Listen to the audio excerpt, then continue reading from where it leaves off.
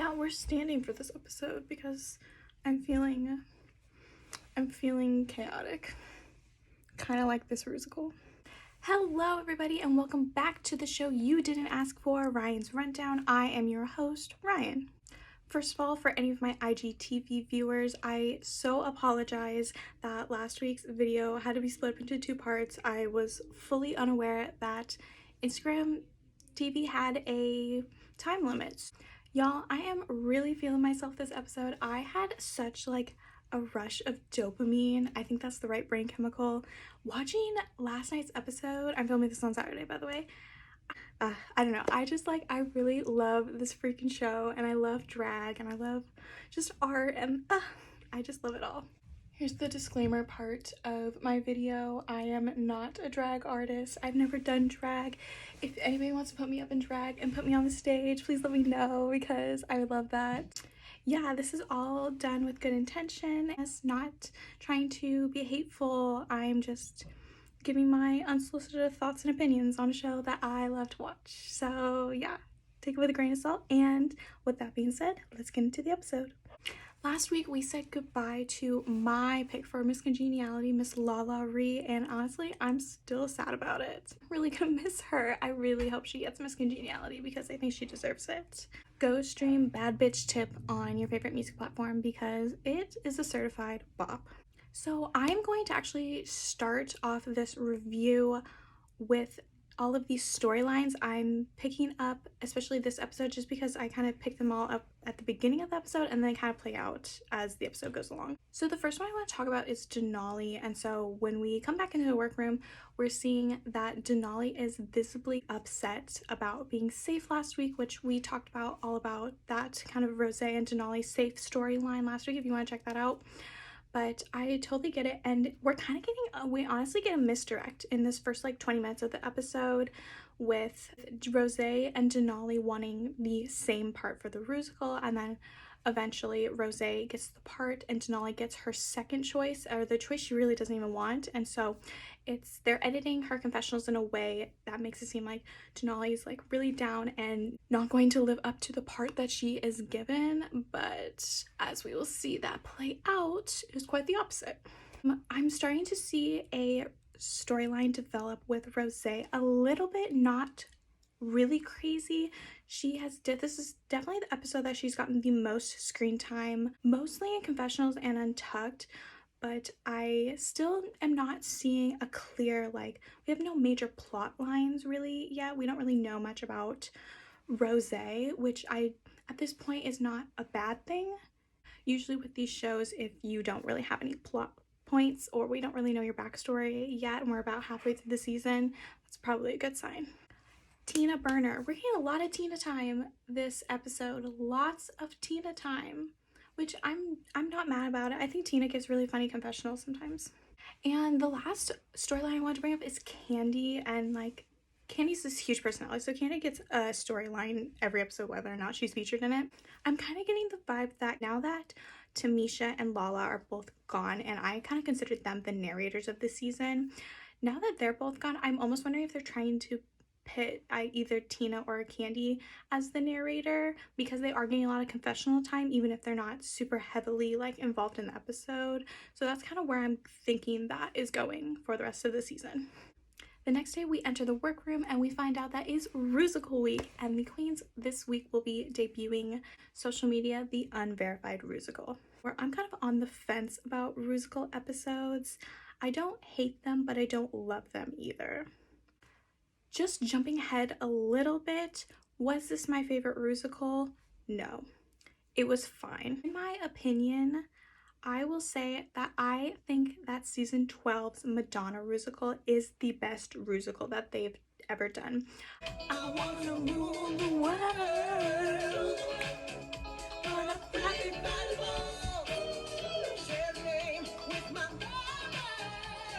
I say that because usually there's a couple people that stumble and it's very obvious. I genuinely think in the Madonna Rusical, everyone arguably did a good job and nobody failed, flat out failed. But I will say that my favorite Rusical to rewatch is Share the Rusical from season 10. It is so entertaining to watch because it is so incredibly chaotic, and the best part is that they have to sing live, and so it just like adds to the chaos that already is. Yeah, it is top tier entertainment. The Rose and Denali fans really are being fed this episode when it's revealed that both Rose and Denali want the, I would call it the lead part of Foxy in the Rusical. And the other queens think it's a great idea for both of them to audition for the part, and then all of them will vote on who they think should have it.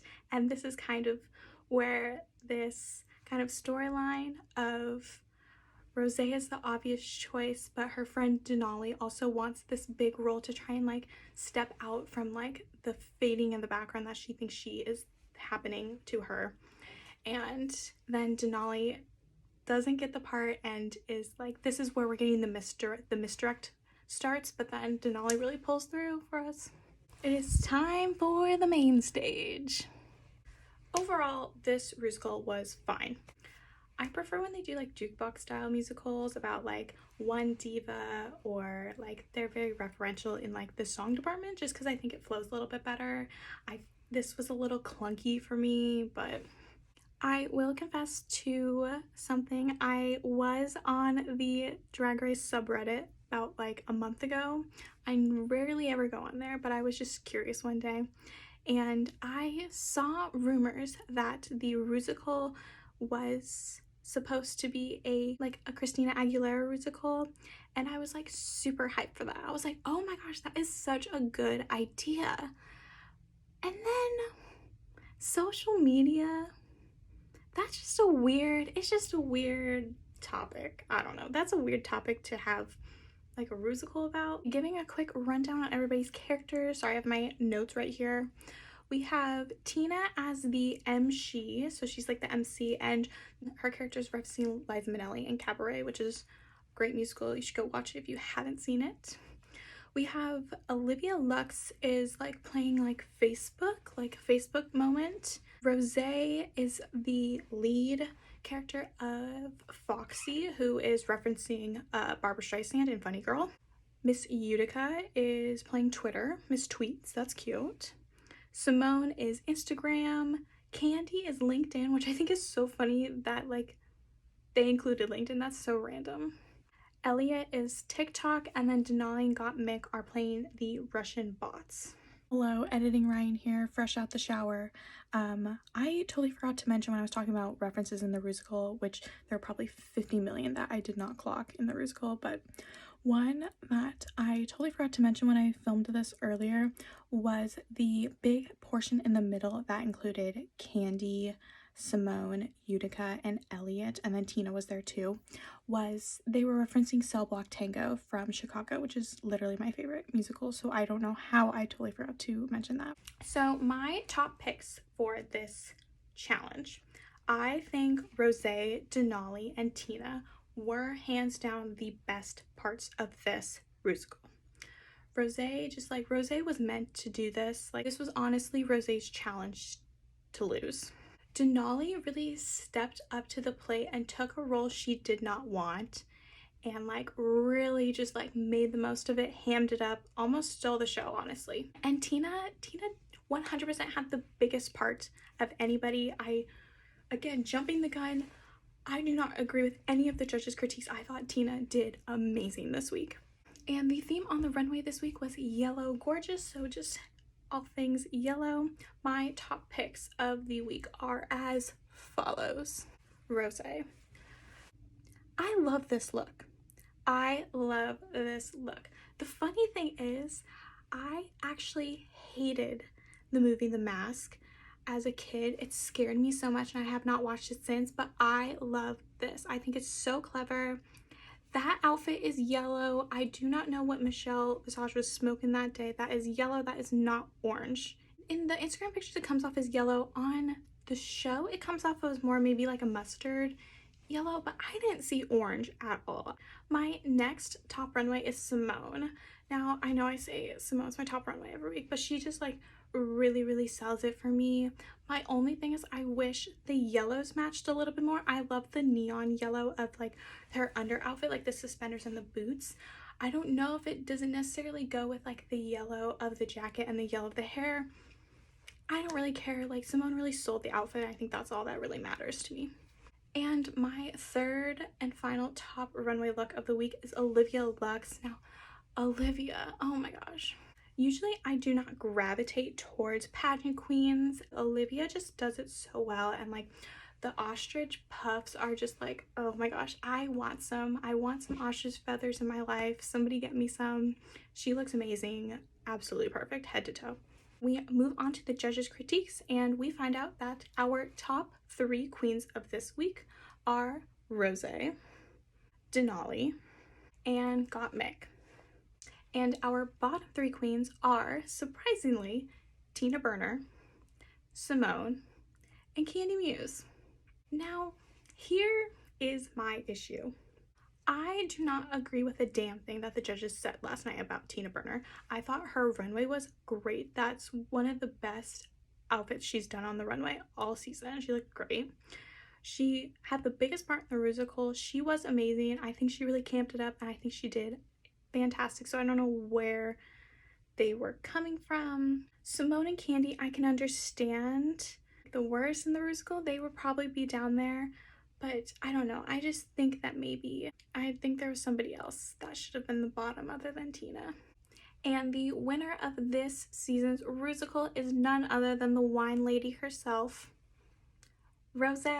She's bringing home that Rusical trophy to Stephanie's child.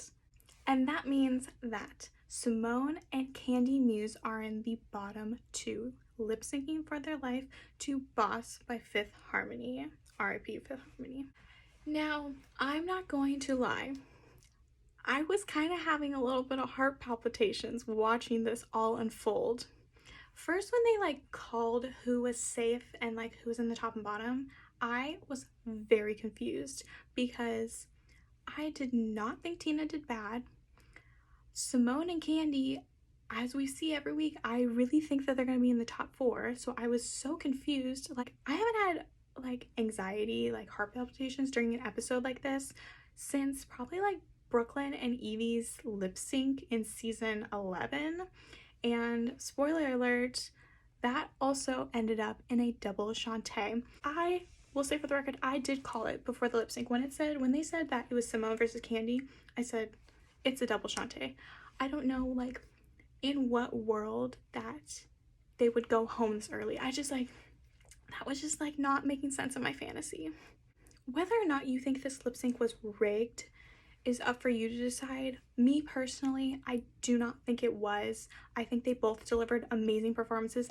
I think that Candy and Simone both have proven themselves thus far in the competition to stay over a ton of the other queens in the cast. So it is the first, maybe the last, double Shantae of the season, with both Simone and Candy Muse getting to stay another week, which means that we have been watching this show since New Year's Day and only 4 queens have gone home.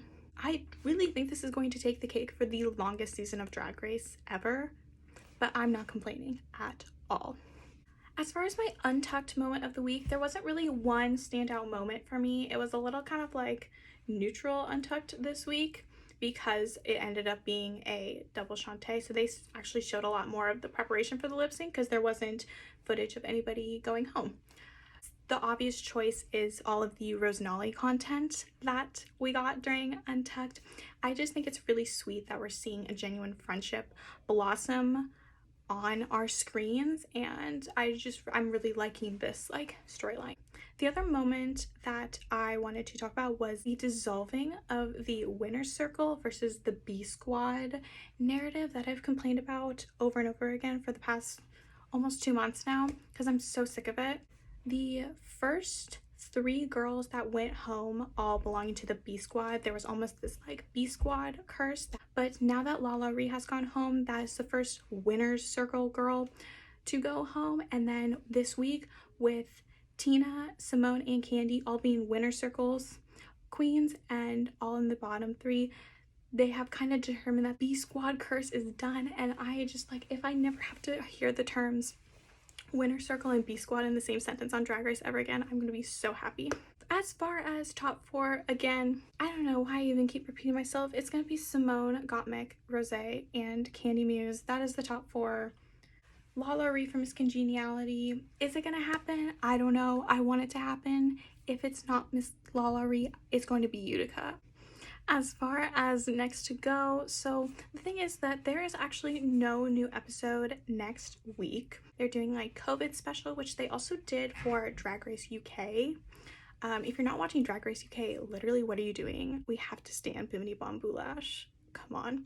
You need to be watching Drag Race UK. You're missing out. Saw a little rumor preview on Twitter, I think, that the next episode is Snatch Game, which is exciting that we have a Rusical and then we have Snatch Game. Very exciting. So I am still going to stick with my prediction that Elliott is the next to go. I just don't think there's really any more like plot line. I think Elliott is at the end of her line. As far as who I think might struggle, I don't know why. I like have this feeling that it's going to be Elliott versus Denali, and Denali is going to be the one to knock Elliott out because Denali is a bomb lip sync assassin. As far as who's gonna do well in Snatch Game, it's really hard to tell. You always think that the comedy queens are going to do well, and then you have somebody like a Aquaria or like a Gigi Good that just like pulls a character out of nowhere and is so funny. So it's really anybody's game at this point.